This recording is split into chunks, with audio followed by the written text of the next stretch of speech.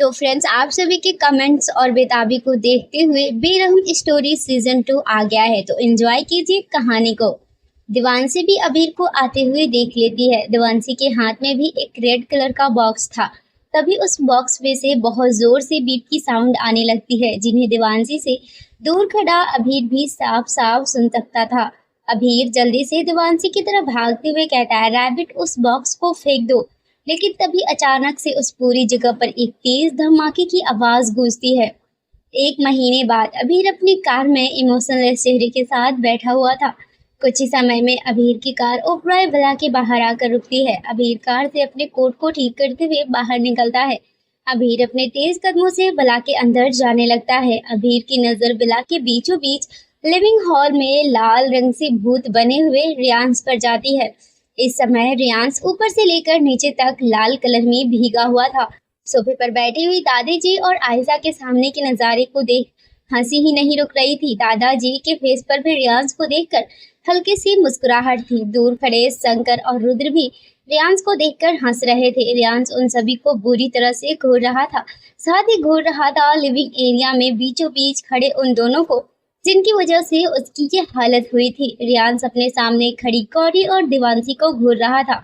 दादी जी जब रियांश को गौरी और दिवांशी को घूरते हुए देखती है तो वो रियांश को डांटते हुए कहती है, बस कर, और कितना घूरेगा मेरी बच्चियों को, सिर्फ छोटा सा मजाक ही तो किया है।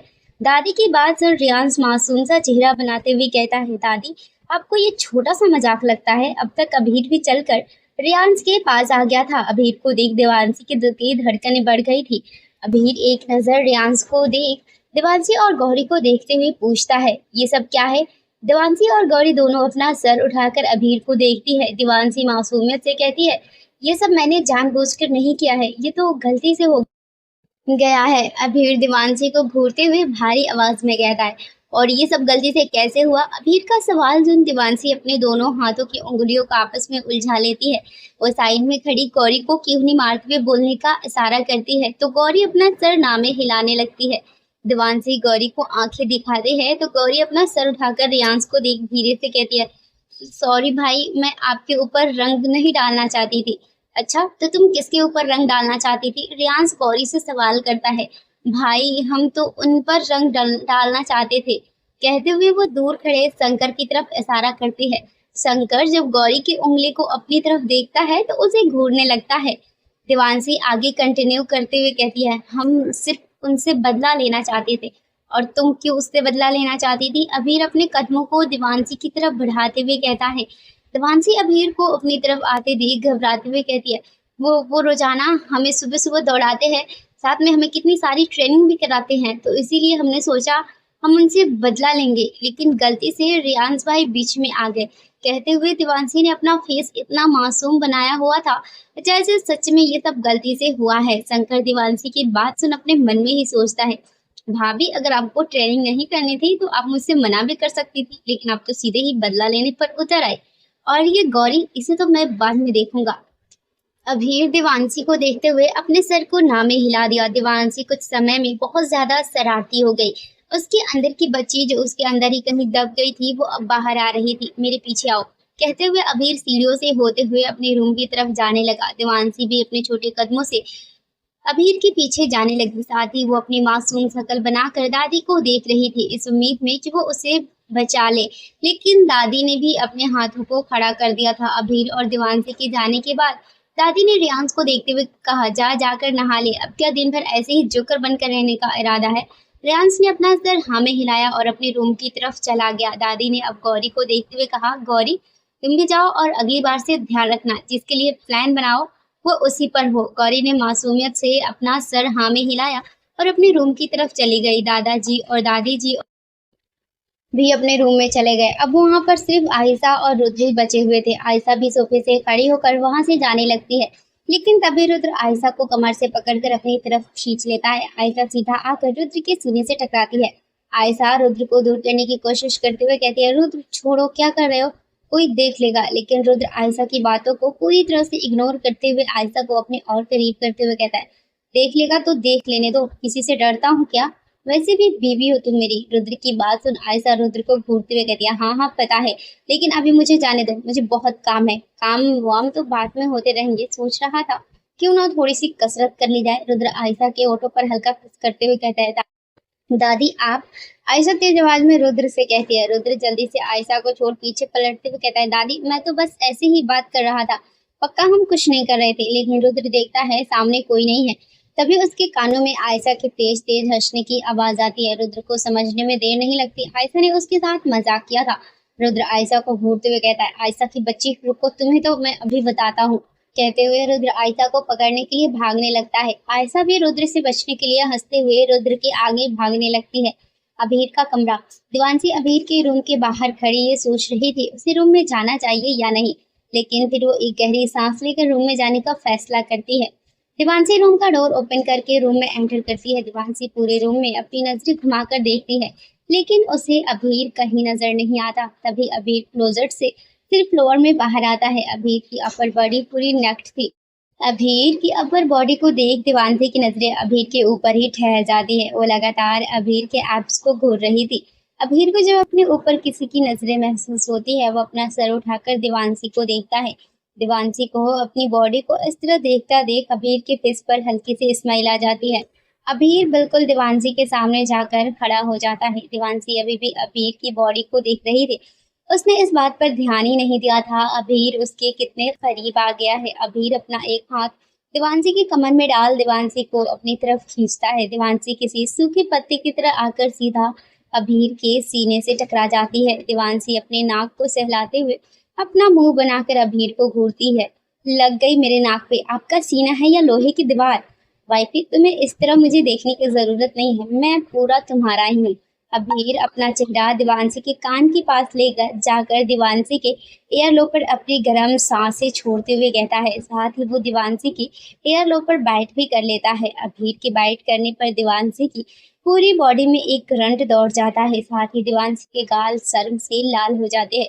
दीवानसी अबीर को दूर करने के लिए अबीर की नेक चेस्ट पर अपने हाथ रखती है, लेकिन वो एक बार फिर से अबीर की बॉडी में खोने लगती है। लेकिन दीवानसी जल्दी से अपने सेंस में आकर अबीर को दूर करने की कोशिश करते हुए कहती है, छोड़िए मुझे, आपको शर्म नहीं आती ऐसे बिना कपड़ों के घूमते हुए? दीवानसी की बात सुनकर अबीर अपने हाथ दीवानसी की कमर पर चलाते हुए कहता है, शर्म किस बात की, बीवी हो तुम मेरी, माय लिटिल रैबिट वाइफ। लेकिन अगर तुम्हें मुझे शर्टलेस नहीं देखना तो कोई बात नहीं, और भी बहुत लड़कियां हैं जो मुझे देखने के लिए मरी जा रही है। कहते हुए अबीर दीवानसी की कमर को छोड़ बाहर की तरफ जाने लगता है। तभी दीवानसी अबीर का हाथ पकड़ उसे रोक अपनी तरफ पलटते हुए गुस्से से कहती है, सिर्फ मैं ही आपको ऐसे देख सकती हूँ, खबरदार जो किसी के सामने ऐसे आए तो मुझसे बुरा कोई नहीं होगा, आप सिर्फ मेरे हैं। दीवानसी की बात सुन अबीर मुस्कुराया, स्माइल करते हुए कहता है, वाइफी तुम्हें नहीं लगता आज का तुम बहुत ज्यादा बेशर्म हो गई हो? दीवानसी अपना मुंह बनाते हुए कहती है, मैं बेशर्म नहीं हूँ, आप बेशर्म हैं। अबीर अपना सर नामे हिला देता है। दीवानसी अब हमेशा मस्ती करती रहती थी और अबीर भी दीवानसी को खुश देखकर खुश था। कल से तुम और गौरी दोनों कॉलेज जाएंगे, मैंने तुम्हारा एडमिशन करवा दिया है। अबीर दीवानसी के बालों को उसके कान के पीछे करते हुए कहता है, वो कल से कॉलेज जाएगी। ये सुन दीवानसी बहुत खुश हो जाती है। वो खुशी से उछलते हुए कहती है, क्या सच में मैं भी अब कॉलेज जाऊंगी, कितना मजा आएगा। दीवानसी को यूं खुशी में उछलता देख अबीर भी खुश था, लेकिन अचानक ही अबीर ने सीरियस फेस बनाते हुए कहा, लेकिन एक बात का ख्याल रखना, तुम्हें लड़कों से सख्त दूर रहना है, गलती से भी किसी लड़के के करीब मत जाना, वरना पनिशमेंट के लिए तैयार रहना। कहते हुए अबीर की आंखें सख्त और डार्क हो गया था। दीवानसी ने जब हवा में बढ़ते दबाव को महसूस किया तो उसने एक गहरी सांस लेते हुए कहा, आप चिंता मत करो, मैं सब चीजों का ध्यान रखूंगी। अबीर ने दीवानसी की कमर को टाइट पकड़ते हुए कहा, यही तुम्हारे लिए अच्छा होगा, वरना मैं क्या कर जाऊंगा मुझे भी नहीं पता। अबीर की बातों में दीवानसी के लिए एक सनक थी, एक जुनून, और इसी जुनून से दीवानसी को डर लगता था। दीवानसी को डर था कहीं अबीर के इस जुनून में एक दिन वो कहीं खो न जाए। अबीर ने अब दीवानसी की कमर को छोड़ दिया और पलट कर जाने लगा। अबीर के पलटते ही दीवानसी के सामने अबीर की बैग थी, जिस पर जलने का एक बहुत गहरा निशान था। उस निशान को देख दीवानसी को 1 महीने पहले का वो सीन याद आ गया। उस दिन अबीर ने उस बॉम्ब को ऊपर फेंक दिया था, लेकिन उसके फटने पर जो आग की लपटें निकली उनसे दीवानसी को बचाने के लिए अबीर ने दीवानसी को कवर कर लिया था, जिससे अबीर के बैग बुरी तरह से जल गई। लेकिन उस पल भी अभीर को अपनी चोट की नहीं बल्कि देवांशी की फिक्र थी। अभीर जो पलट कर जा रहा था, उसके कदम अपनी जगह पर रुक गए। अभीर के हाथों की मुट्ठियां बन गई थी, साथ ही उसकी आंखें गुस्से से लाल हो गई। अभीर ने पलट कर देखा, देवांशी की नीली आंखों से आंसू गिर रहे थे। अभीर जानता था ये आंसू किस वजह से थे। वो देवांशी के ऊपर नहीं बल्कि अपने ऊपर गुस्सा था।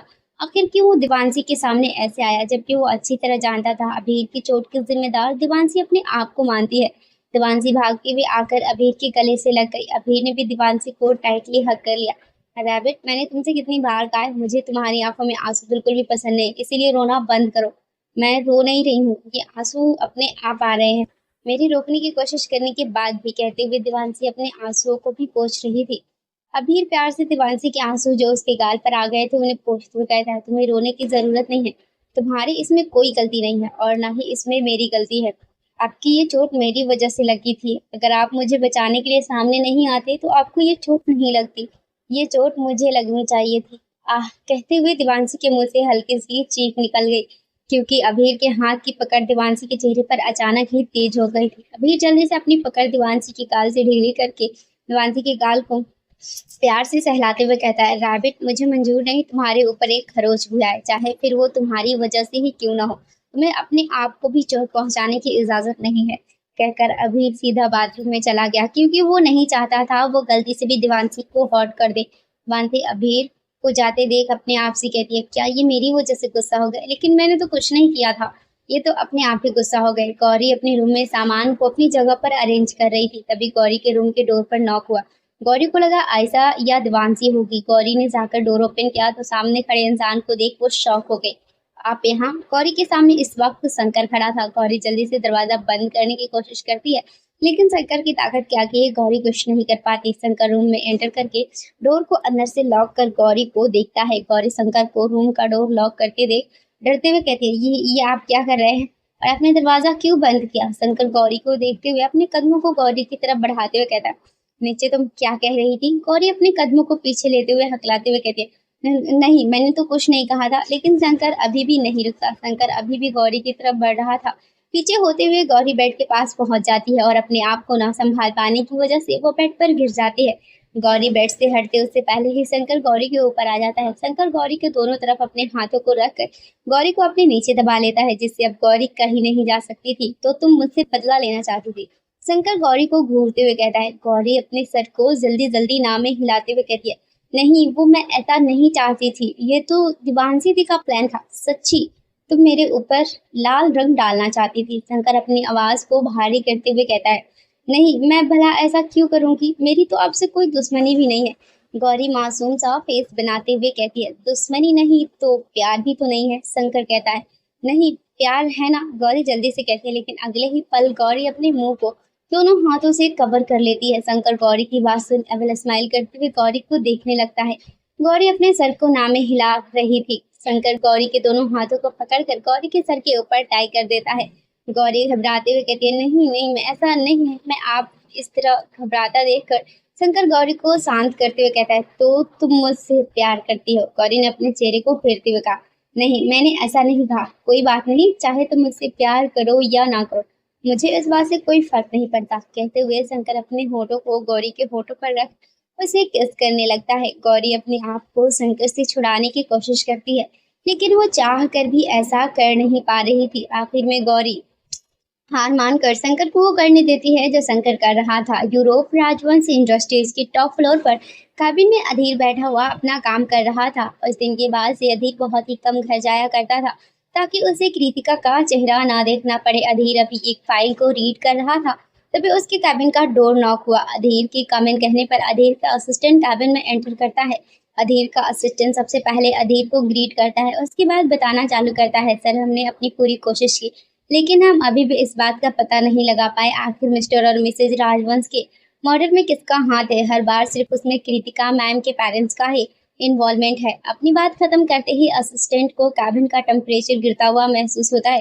वो अपना सर उठाकर सामने देखता है तो अधीर उसे ही गुस्से से घूर रहा था।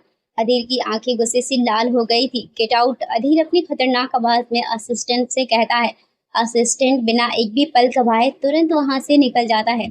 असिस्टेंट के जाने के बाद अधीर अपने फोरहेड को रब करने लगता है। वो अपने गुस्से को काबू करने की कोशिश कर रहा था। अधीर कितने सालों से इस बारे में जानने की कोशिश कर रहा था, लेकिन हर बार उसे सिर्फ एक ही जवाब मिलता था। उसके पेरेंट्स की डेथ की वजह कृतिका के पेरेंट्स है। इस वजह से उसका गुस्सा कृतिका के लिए और बढ़ जाता था। अधीर गुस्से में अपने चेयर से खड़ा होता है। अधीर अपने कैबिन में ही बने पर्सनल रूम में जाता है, जो उसके आराम करने के लिए बनाया गया था। साथ ही वहां पर एक तरफ ड्रिंक एरिया बनाया गया था। अधीर जाकर ड्रिंक एरिया से एक महंगी रेड वाइन की बोतल उठाकर उसे सीधा अपने मुंह से लगाकर पीने लगता है। अधीर कुछ ही पलों में उस पूरी वाइन की बोतल को खत्म कर देता है, लेकिन अभी भी उसका गुस्सा शांत नहीं हुआ था। अधीर एक और वाइन की बोतल उठाकर उसे पीने लगता है। इंडिया ओब्रॉय रियांस अपने रूम से तैयार होकर बाहर निकलता है। वो आज एक जरूरी काम से बाहर जा रहा था, लेकिन उसे देवांशी और गौरी की मजाक की वजह से उसे अब दोबारा से तैयार होना पड़ा था। रियांस अब जब रूम से बाहर निकलता है तो उसे बाहर लिविंग एरिया में ही दादाजी मिल जाते हैं। बरखुरदार, इतना तैयार होकर कहाँ जा रहे हो? दादाजी रियांस से सवाल करते हैं। रियांस दादाजी को ग्रीट करते हुए कहता है, कुछ नहीं दादाजी, सिर्फ एक जरूरी काम की वजह से बाहर जा रहा था। अगले 2 दिन तक बाहर ही रहूंगा।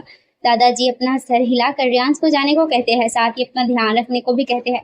रियांस भी अब घर से बाहर निकलकर ओबराय विला से चला जाता है। शंकर, जो अपने रूम के बाहर खड़ा रियांस को ही जाते हुए देख रहा था, वो अपनी पॉकेट से मोबाइल निकालकर किसी को इंस्ट्रक्शन देते हुए कहता है, उस पर नजर रखना और उसे कुछ नहीं होना चाहिए। अगर रियांस को एक खरोच भी आए तो तुम्हें मैं अपने हाथों से जान से मारूंगा। शंकर ने रियांस के पीछे सीक्रेटली बॉडीगार्ड को लगाया था ताकि वो रियांस की सेफ्टी को इंश्योर कर सके। शंकर का काम ही था पूरे परिवार की सेफ्टी का ध्यान रखना, और वो अपने काम को अच्छी तरह करना जानता था। अभीर को भी अपने परिवार के शंकर के होते हुए कोई चिंता नहीं थी। आखिर शंकर को अंडरवर्ल्ड में डेविल ऐसे ही नहीं कहा जाता था। शंकर अब पलटकर अपने रूम में चला जाता है। शंकर के रूम में बेड पर गौरी अपना मुंह फुलाए बैठी हुई थी। शंकर गौरी को जबरदस्ती उठाकर अपने रूम में ले आया था। गौरी शंकर को अपने होंठ को दिखाते हुए, जो सूज गए थे, साथ ही उस पर हल्का सा कट का भी निशान था जो शंकर के बाइट करने की वजह से था, उसे दिखाते हुए कहते, देखिए आपने क्यों किया? अब मुझे फिर से सभी से कोई ना कोई झूठ बोलकर बहाना बनाना पड़ेगा। शंकर गौरी के साइड में ही बेड पर लेट जाती है और गौरी को अपने रूम से सहलाते हुए कहता है, झूठ बोलने की क्या जरूरत है? सभी को सब कुछ सच सच बता दो। तुम मुझसे प्यार करती हो? नहीं, मैं आपसे कोई प्यार नहीं करती हूँ। आप ही जबरदस्ती मेरे साथ वो सब करते हैं। हाँ, गौरी जल्दी से कहती है। शंकर गौरी को घूरते हुए कहता, तो तुम मुझसे प्यार नहीं करती? गौरी अपने सर को नामे हिला देती है तो शंकर एबल स्माइल करते हुए कहता, मैंने पहले भी कहा था, मुझे इस बात से बिल्कुल फर्क नहीं पड़ता, चाहे तुम मुझसे प्यार करो या ना करो। मुझे जो चाहिए होता है वो मैं पाकर ही रहता हूँ, और मुझे तुम चाहिए हो किसी भी कीमत पर, लेकिन मैं कोई चीज थोड़ी ना हो जो आपके चाहने से आपको मिल जाएगी। गौरी शंकर को घूरते हुए कहती है। शंकर गौरी को अपने नीचे कर खुद उसके ऊपर आते हुए कहता है, इसीलिए अब तक तुम्हारी मर्जी का इंतजार कर रहा हूँ, वरना कब का तुम्हें अपना बना चुका होता। शंकर की बात सुन गौरी अपना मुंह बनाते हुए अपने मन में कहती है, सब कुछ तो जबरदस्ती करते हैं, जब मन करता है मुझे किस कर लेते हैं, इसके बाद भी और क्या रह गया है? अपने छोटे से दिमाग पर जोर देना बंद कर दो, क्योंकि तुम्हें सिर्फ मेरा ही होना है। चाहे तुम प्यार से मान जाओ, वरना मैं तुम्हें जबरदस्ती अपने पास कैद कर लूंगा हमेशा के लिए। कहते हुए शंकर की बातों में गौरी के लिए एक सनक थी जो गौरी को डरने पर मजबूर कर रही थी। गौरी को डरता देख शंकर एक बार फिर से गौरी को अपने ऊपर कर लेता है। ज्यादा मत सोचो और कल से तुम कॉलेज जा रही हो। शंकर की बात सुन गौरी हैरानी से शंकर के फेस को देखने लगती है। क्या सच में? लेकिन मुझे कॉलेज नहीं जाना। कहते हुए गौरी की आंखों में एक डर था। वो बाहर की दुनिया से डरती थी। उसके साथ जो हुआ था उसके बाद वो डरती थी दुनिया को फेस करने से। शंकर भी गौरी के डर को अच्छे से देख सकता था और वो इसका कारण भी जानता था। तो तुम्हें डरने की कोई जरूरत नहीं है, मैं तुम्हारे साथ हूँ और हमेशा रहूंगा। शंकर प्यार से गौरी के सर को सहला रहा था ताकि उसे एहसास दिला सके वो उसके साथ है। यूरोप राजवंश विला। अभी रात के 10 बज रहे थे। कृतिका डाइनिंग टेबल पर बैठी हुई अधीर का इंतजार कर रही थी। उस दिन के बाद से अधीर बहुत कम घर आया करता था, लेकिन कृतिका रोजाना देर रात तक अधीर के आने का इंतजार करती थी। लेकिन अधीर कभी कभी आता ही नहीं था। इस वजह से कृतिका भी इंतजार करते हुए भूखे ही डाइनिंग टेबल पर सो जाती थी। कृतिका अपनी रूटीन के हिसाब से सुबह जल्दी जागती, घर की सफाई करती, ब्रेकफास्ट तैयार करती, लेकिन अफसोस उसे खाने वाला कोई नहीं था। कृतिका पूरे विला में अकेली थी। वो सर्वेंट भी अब नहीं थे।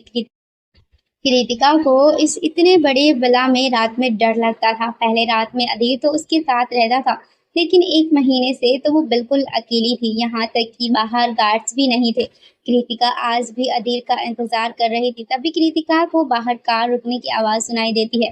कार रुकने की आवाज़ सुन कृतिका के फेस पर स्माइल आ जाती है। कृतिका भागती हुई जाकर मेन डोर ओपन करती है, तो उसकी आंखों के सामने वो शख्स था जिसका वो इंतज़ार कर रही थी। मास्टर आप आ गए, कृतिका अभी आपके लिए खाना लगाती हैं। अपनी खुशी में कृतिका ने इस बात पर बिल्कुल भी ध्यान नहीं दिया। इस समय अधीर किस हालत में है? अधीर की आंखें गुस्से से लाल थी। वो पूरी तरह से नशे में डूबा हुआ था। उसके कपड़े अस्त-व्यस्त थे। कृतिका को मुस्कुराते देख अधीर की आंखों के सामने एक बार फिर से अपने पेरेंट्स की मौत का मंजर घूमने लगता है। किस तरह उसके डैड ने फांसी लगाई थी और उसकी माँ इस सदमे को न सह पाने की वजह से मर गई थी। अधीर गुस्से में कृतिका के बालों को पकड़कर चिल्लाते हुए कहता है, मेरे माँ पापा को मारकर बहुत खुश हो रही हो? तुम्हारी वजह से मैं अनाथ हूँ। काश तुम और तुम्हारे वो कमीने पेरेंट्स कभी एग्जिस्ट ही नहीं करते। कृतिका जो अब तक अधीर के आ जाने से खुश थी, अधीर के यूं अचानक बालों को पकड़ने से दर्द से चिल्ला उठती है। दर्द की वजह से कृतिका की आंखों में आंसू आ जाते हैं। साथ ही अधीर की वो लाल आंखें देखकर कृतिका का पूरा शरीर डर से कांपने लगता है।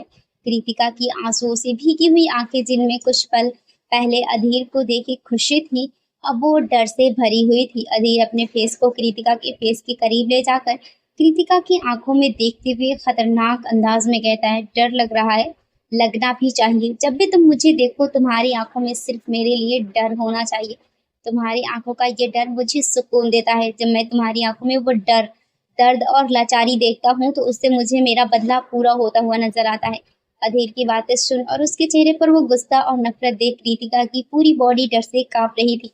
कृतिका की आंखों से लगातार आंसू निकल रहे थे। कृतिका अधीर के हाथ पर हाथ रख अधीर के हाथ को हटाने की कोशिश करते हुए कहते हैं, प्लीज छोड़ दीजिए। कृतिका को दर्द हो रहा है। कृतिका अगली बार से पक्का कोई गलती नहीं करेगी। मासूम कृतिका को अभी भी लग रहा था उसने कोई गलती की है, इस वजह से अधीर उससे गुस्सा है। कृतिका की बात सुन अधीर भयानक तरीके से हंसने लगता है। अधीर की हंसी उस माहौल को और ज्यादा डरावना बना रही थी।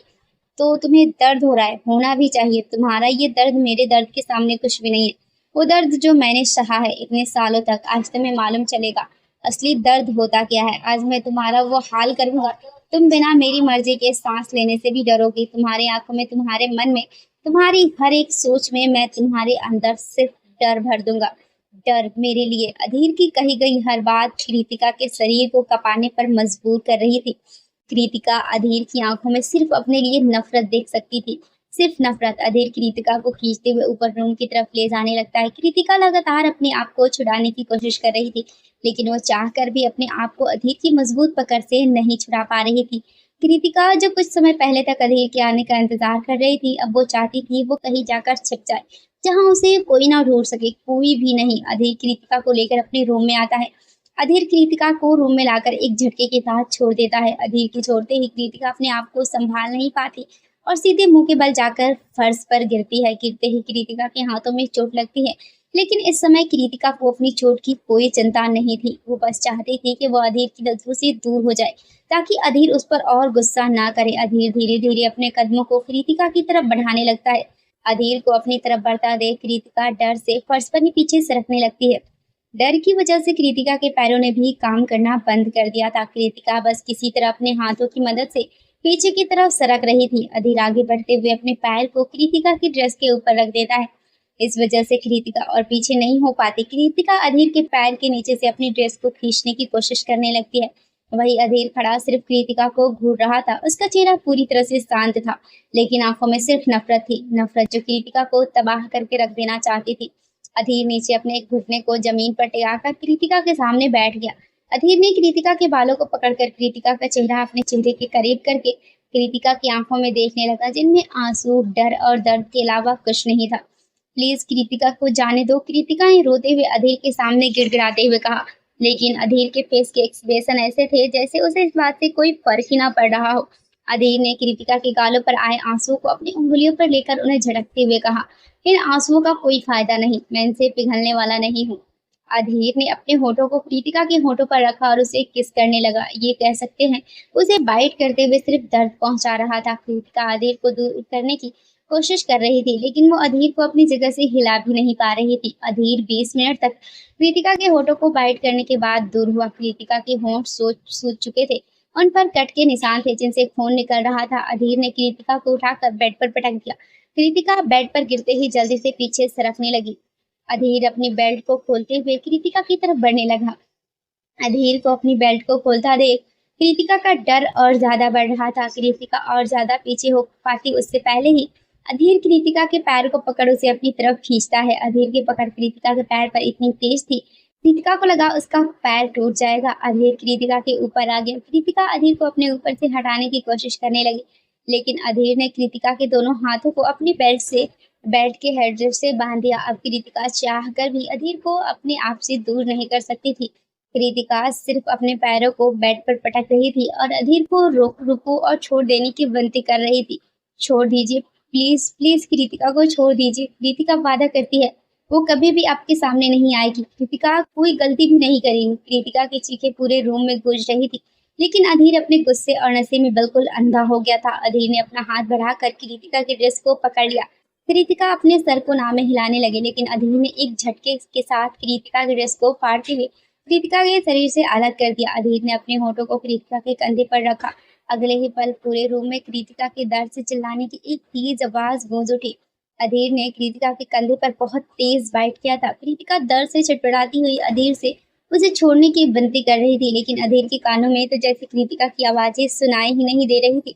कुछ ही पलों में अधीर ने कृतिका के पूरे शरीर को बाइट मार्क से भर दिया था, जो देखने में बहुत ज्यादा खतरनाक लग रहे थे। अब तो कृतिका की आंखों से भी आंसू सूख गए थे। चिल्लाने की वजह से गला बैठ गया था, लेकिन ये तो सिर्फ दर्द की शुरुआत थी। अधीर अपने कपड़ों को उतार कृतिका के ऊपर आ गया। कृतिका भी जानती थी अधीर आखिर क्या करने वाला है। वो अपने सर को नामे हिलाने लगी, लेकिन अधीर को बिल्कुल भी फर्क नहीं पड़ा।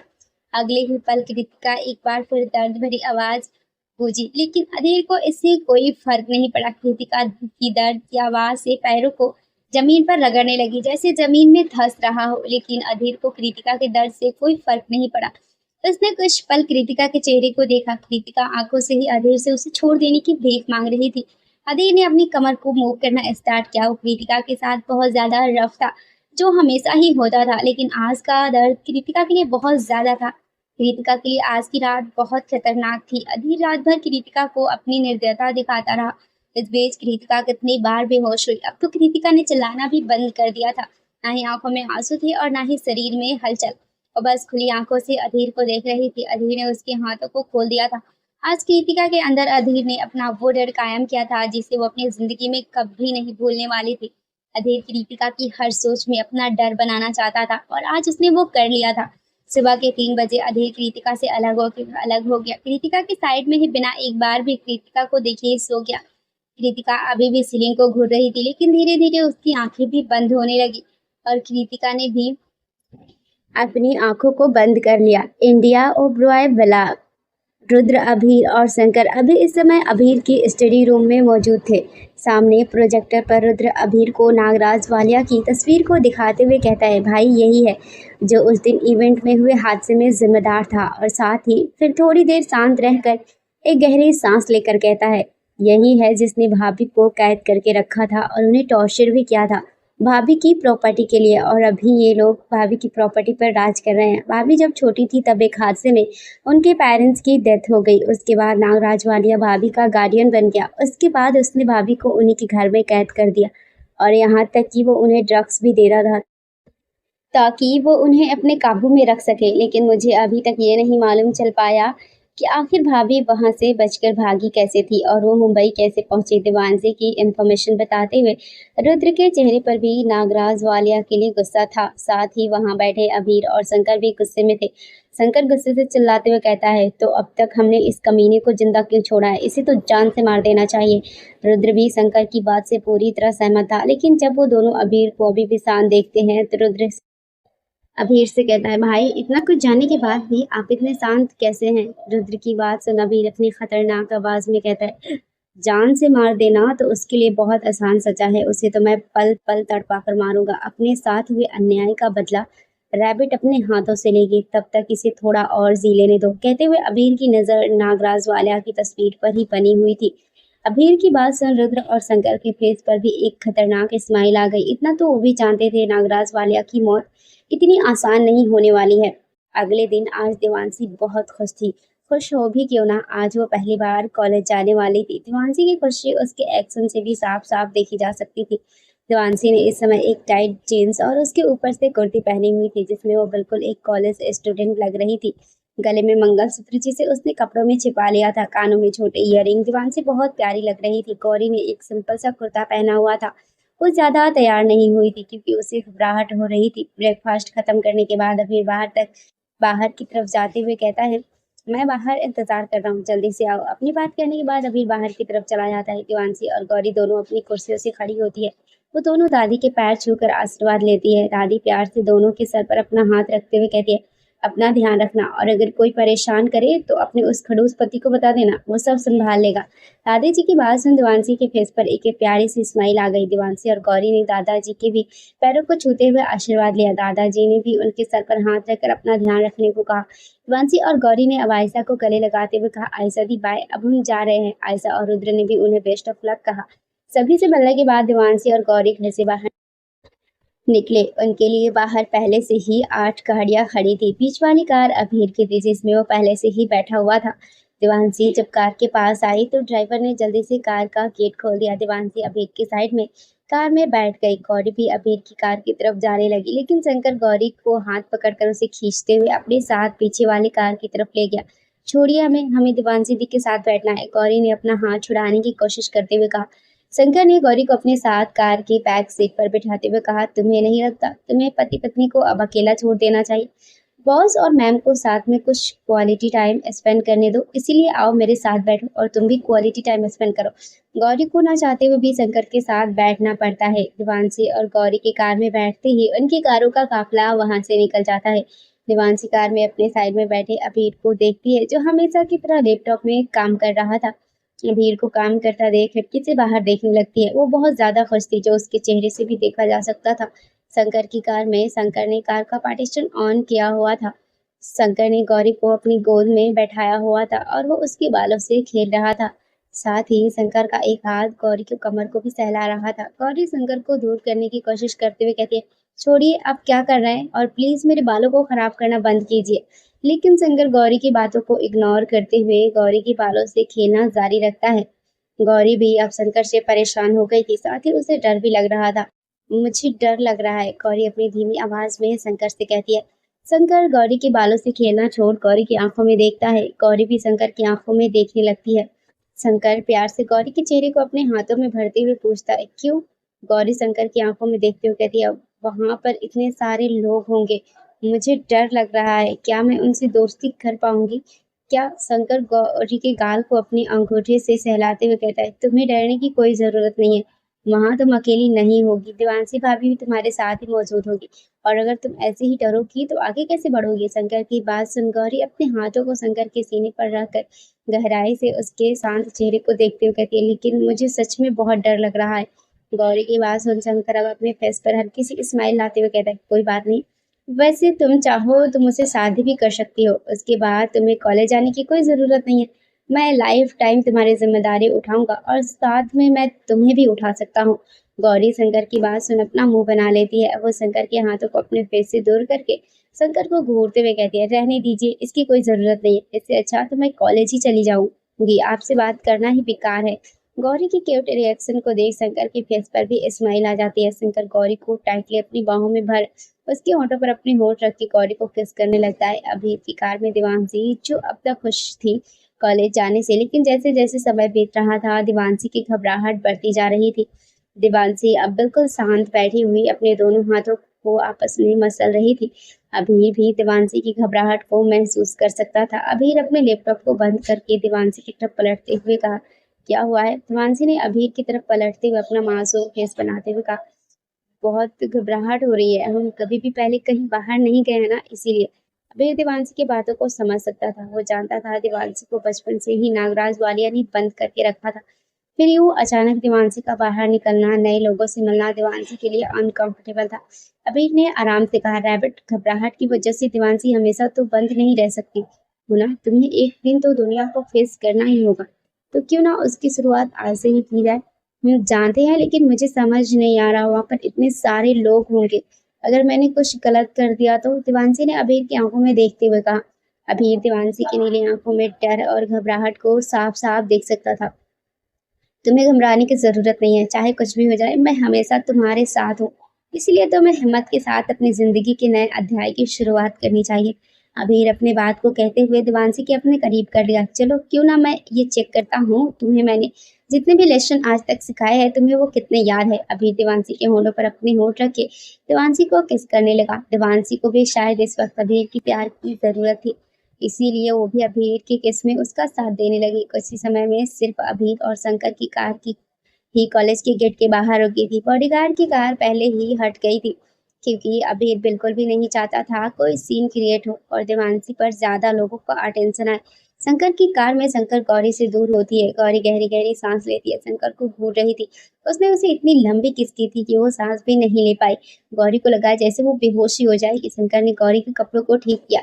अब गौरी शंकर से बात नहीं कर रही थी, वो अपना मुंह फुलाए हुए बैठी थी। शंकर ने गौरी के चिन के नीचे अपनी उंगली रखकर गौरी के फेस को अपनी तरफ टर्न करते हुए इस बार खतरनाक और सर्द आवाज में कहा, एक बात याद रखना, गलती से भी किसी लड़के के करीब मत जाना, वरना आगे जो होगा वो अच्छा तो बिल्कुल भी नहीं होगा। शंकर की खतरनाक आवाज से गौरी की रीढ़ की हड्डी तक में कंपन महसूस हो गई। वो जल्दी से अपना सर हाँ में हिलाकर शंकर की गोद से कूदकर कार का गेट खोलकर कार से बाहर निकल गई। गौरी ने कार से बाहर निकल आगे खड़ी अबीर की कार के विंडो को खटखटाया। खटखटाने की आवाज से अपने सेंस में आई देवांशी ने अबीर को अपने आप से दूर करने की कोशिश की, लेकिन अबीर पूरी तरह से देवांशी में खोया हुआ था। बहुत कोशिश करने के बाद आखिरकार देवांशी ने अबीर को अपने आप से दूर करने में सफल रही। देवांशी ने अबीर को घूरते हुए कहा, अब मुझे जाने दीजिए, गौरी मेरा इंतजार कर रही है, मैं अपने कॉलेज के पहले दिन लेट नहीं होना चाहती हूँ। अबीर ने देवांशी के बालों को सही करते हुए आराम से कहा, रैबिट, तुम्हें इसकी चिंता करने की कोई जरूरत नहीं है, वैसे भी ये कॉलेज तुम्हारे पति का ही है। सिवाय की बात सुन देवांशी को कोई हैरानी नहीं होती, क्योंकि वो अब ये अच्छी तरह से जानती थी कि उसका पति कितना अमीर है। देवांशी कार से बाहर निकलने के लिए कार का गेट खोलने वाली होती है, तभी अबीर देवांशी का हाथ पकड़ उसे अपनी तरफ खींचता है। अबीर देवांशी के फोरहेड पर किस करके प्यार से कहता है, अपना ध्यान रखना और लड़कों से दूर रहना। अबीर के होंठ अपने फोरहेड से टच होते ही देवांशी की आंखें सुकून से बंद हो जाती है और अबीर की बातों से उसके होठों पर प्यारी सी स्माइल आ जाती है। लेकिन आगे की बात सुन देवांशी का मुंह बन जाता है। मैं तो जाऊंगी लड़कों के पास, आप क्या करोगे? देवांशी अबीर को जीभ दिखाते हुए कहती है। अबीर देवांशी की नीली आंखों में देखते हुए जुनून के साथ कहता है, रैबिट, तुमने अगर गलती से भी ऐसा किया तो तुम मेरा वो रूप देखोगी जो मैं बिल्कुल भी नहीं दिखाना चाहता। अबीर की आवाज बहुत खतरनाक साउंड कर रही थी, जिसे सुन देवांशी बहुत ज्यादा डर गई थी। मैं तो बस मजाक कर रही थी, मैं किसी के पास नहीं जाऊंगी, लेकिन अब मैं जाऊं? देवांशी ने जबरदस्ती स्माइल करने की कोशिश करते हुए अबीर ने देवांशी की तरफ झुकते हुए कहा, यही तुम्हारे लिए बेहतर होगा। कहते उसने कार का गेट ओपन कर दिया। देवांशी गेट ओपन करते ही जल्दी से कार से बाहर निकल गई और बाहर खड़ी गौरी के हाथ पकड़ कॉलेज के अंदर जाने लगी। साथ ही वो पलटकर अबीर की कार को भी देख रही थी, लेकिन ग्लास ब्लैक होने के कारण वो अंदर देख नहीं पा रही थी। लेकिन देवांशी महसूस कर सकती थी अबीर उसे ही देख रहा है। कॉलेज के गेट के बाहर ही कुछ लड़के खड़े हुए थे, जो बहुत गंदी नजरों से गौरी और देवांशी को देख रहे थे, लेकिन देवांशी और गौरी उन्हें इग्नोर करके अंदर चली जाती है। उन दोनों के जाते ही कुछ गार्ड वहां आते हैं और उन लड़कों को पकड़ते हुए वहां से ले जाते हैं। एक बार फिर अबीर की कार के विंडो पर नॉक होता है। अबीर विंडो को नीचे करता है तो ये शंकर था। बॉस, उनके साथ क्या करना है? शंकर का सवाल सुन अबीर एक खतरनाक स्माइल के साथ कहता है, तुम्हें अच्छी तरह मालूम है तुम्हें उनके साथ क्या करना है। अबीर की बात सुनकर शंकर के फेस पर भी एक खतरनाक स्माइल आ जाती है। वो अपना सर हाँ में हिला देता है। कुछ समय बाद उनकी कार वहां से निकल जाती है। यूरोप। कृतिका की आंखें अपने फेस पर पड़ती धूप की वजह से खुली। कृतिका कुछ पल तो सीलिंग को घूरती रही। उसके बाद उसने अपना हल्का सा फेस टर्न करके अपने साइड में देखा, जहां इस समय अधीर सोया हुआ था। अधीर के फेस को देखते हुए अधीर ने कृतिका के साथ जो किया था उसे ये याद आने लगा। कृतिका का शरीर एक बार फिर से डर से भर गया। उसकी आंखों में डर साफ साफ देखा जा सकता था। कृतिका धीरे धीरे बेड पर अधीर से दूर सरकने लगी। कृतिका ने जैसे अपनी बॉडी को हल्का सा मूव किया, कृतिका की पूरी बॉडी में दर्द की एक तेज लहर दौड़ गई। कृतिका की आंखों से आंसू बहने लगे। कृतिका ने ब्लैंकेट को हल्का सा उठाकर अपनी बॉडी को देखा तो उसका रोना और तेज हो गया। कृतिका की पूरी बॉडी पर सिर्फ अधीर की दरिंदगी के ही निशान थे। कृतिका को अपनी पूरी बॉडी में बहुत तेज दर्द हो रहा था। कृतिका को मन कर रहा था वो बहुत तेज रोए, लेकिन उसे डर था कहीं उसकी रोने की वजह से अधीर जाग ना जाए। कृतिका बिल्कुल नहीं चाहती थी अधीर ने रात को जो दरिंदगी उसके साथ की है वो दोबारा करे। कृतिका धीरे धीरे अपने दर्द को सहते हुए बेड से उतर गई। कृतिका ने बेड से नीचे पड़े अपने कपड़े को उठाकर देखा जो फट चुके थे। अधीर ने उन्हें इतनी बेदर्दी से फाड़ा था कि वो कभी दोबारा नहीं पहने जा सकती थी। कृतिका ब्लैंकेट को ही लपटे हुए बाहर की तरफ जाने लगी। हर कदम के साथ कृतिका को अपनी बॉडी में बहुत दर्द हो रहा था और सबसे ज्यादा अपने पेट के निचले हिस्से में हो रहा था। कृतिका जैसे तैसे करके रूम के गेट तक पहुंच गई थी। उसने दरवाजा खोलने के लिए अपना हाथ दरवाजे के हैंडल पर रखा था, तभी उसके कानों में आवाज सुनाई दी जिसे वो इस समय तो बिल्कुल नहीं सुनना चाहती थी। कहाँ जा रही हो बिना मेरी परमिशन के? अधीर की आवाज सुनते ही कृतिका का पूरा शरीर डर से भर गया। कृतिका को जिस बात का डर था वही हुआ, अधीर जाग गया था। कृतिका की बिल्कुल भी हिम्मत नहीं हो रही थी कि वो पलटकर अधीर को देखे। तभी उसके कानों में एक बार फिर अधीर की आवाज सुनाई दी, कहाँ जा रही हो बिना मेरी परमिशन के? कृतिका का शरीर डर से कांप रहा था। उसके भीतर अधीर के लिए कभी न खत्म होने वाला डर था। मेरे पास आओ। कृतिका का अपने सवाल का जवाब ना देने पर इस बार अधीर ने गुस्से से कहा। कृतिका ने डरते हुए पलटकर बेड की तरफ देखा जहां पर इस समय अधीर बैठा हुआ था और सिगरेट पी रहा था। वह इस समय बहुत हैंडसम लग रहा था, लेकिन कृतिका की नजरों से उसके सामने सिर्फ एक शैतान था। कृतिका को एक ही जगह पर खड़ा देख अधीर ने सिगरेट के लंबे कस भरते हुए कहा, लगता है तुम्हारे अंदर से मेरा डर खत्म हो गया, इसीलिए तुम मेरी बातों को इग्नोर कर रही हो। कहते हुए अधीर की नजरें कृतिका के फेस पर ही टिकी हुई थी। मेरे पास आओ, अधीर ने इस बार चिल्लाते हुए कहा। अधीर के चिल्लाने पर कृतिका अपनी जगह पर खड़े खड़े ही कांप गई। उसकी आंखों से आंसू बहने लगे, लेकिन वो जल्दी से अपने कदम को बढ़ाकर अधीर के सामने जाकर खड़ी हो गई। कृतिका को अपनी पूरी बॉडी में पेन हो रहा था, लेकिन वो अपना सर झुकाए अधीर के सामने खड़ी हुई थी। अधीर ने अपना हाथ बढ़ाकर कृतिका को अपनी तरफ खींचा, जिससे कृतिका एक झटके के साथ सीधे बेड पर गिर गई। अधीर बिना एक पल भी गवाए कृतिका के ऊपर आ गया। अधीर ने अपनी बॉडी का पूरा वजन कृतिका के ऊपर डाला हुआ था, जिससे कृतिका को दर्द हो रहा था, लेकिन वो डर की वजह से कुछ बोल नहीं पा रही थी। सिर्फ कृतिका की आंखों से लगातार आंसू बह रहे थे।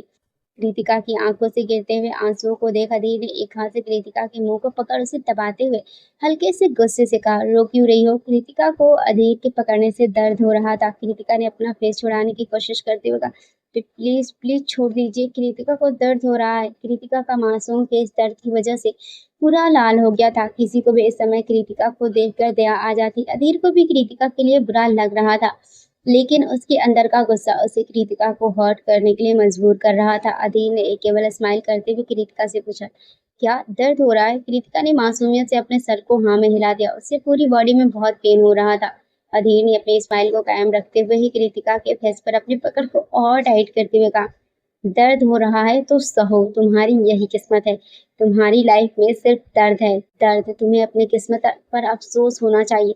तुम उन कातिल लोगों की बेटी हो। अधीर कृतिका पर अपना गुस्सा निकाल रहा था, लेकिन कृतिका का ध्यान अधीर की बातों पर तो था ही नहीं।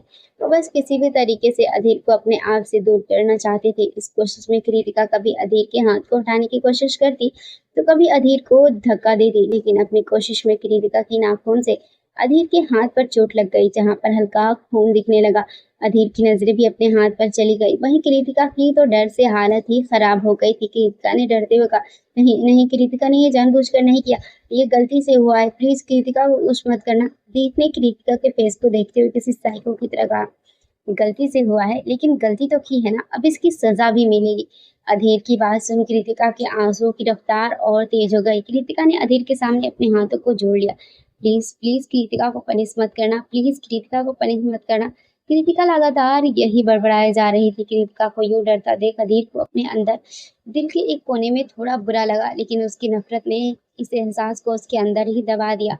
अधीर ने कृतिका के गालों पर आई आंसुओं की बूंदों को एक उंगली से झटकते हुए कहा, तुम्हारी आंखों में ये डर देखकर मुझे बहुत खुशी हुई, पर अफसोस तुम्हारे इन आंसुओं का मेरे ऊपर कोई असर नहीं होने वाला है। कहते हुए अधीर ने एक बार फिर से कृतिका के फेस को अपने हाथ में पकड़कर दबा दिया, जिससे कृतिका को दर्द होने लगा।